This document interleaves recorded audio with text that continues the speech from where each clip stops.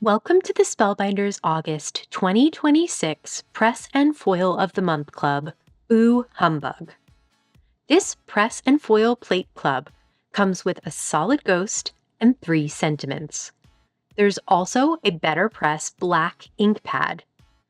Plus, there's an acetate registration sheet that shows how to line up the ghost on an A2 card. This placement will give you room to add the sentiment on the card too. This club also includes dies to create a smaller smiley ghost that can be added to the card. Let's use this month's Press and Foil Club to create a card with the BetterPress Letter Press System. Start with an A2 piece of Spellbinders Fairy Tale cardstock. Place the cardstock on the BetterPress clear plate and hold it in place with Best Ever craft tape on the edges of the cardstock. Remove the clear plate. Place the registration sheet on the magnetic plate. Make sure the green line around the registration sheet lines up with the A2 guidelines on the magnetic plate. Tape the registration sheet down on the magnetic plate to hold it in place. Place the ghost image on the ghost outline on the registration sheet.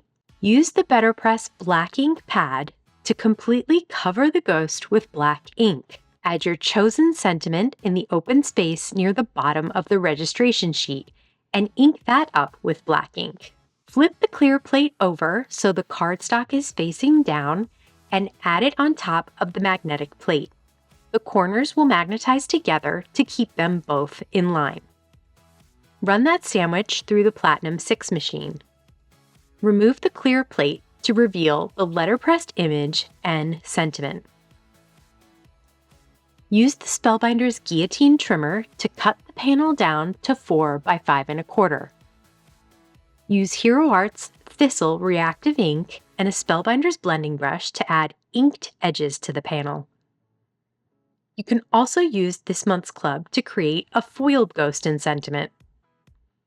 Add tape runner behind the letterpressed panel and adhere it down to an A2 piece of Spellbinders Raven cardstock.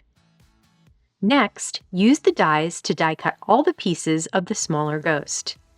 Add small dots of liquid adhesive on the white ghost face to adhere the tiny cheeks cut from blush cardstock.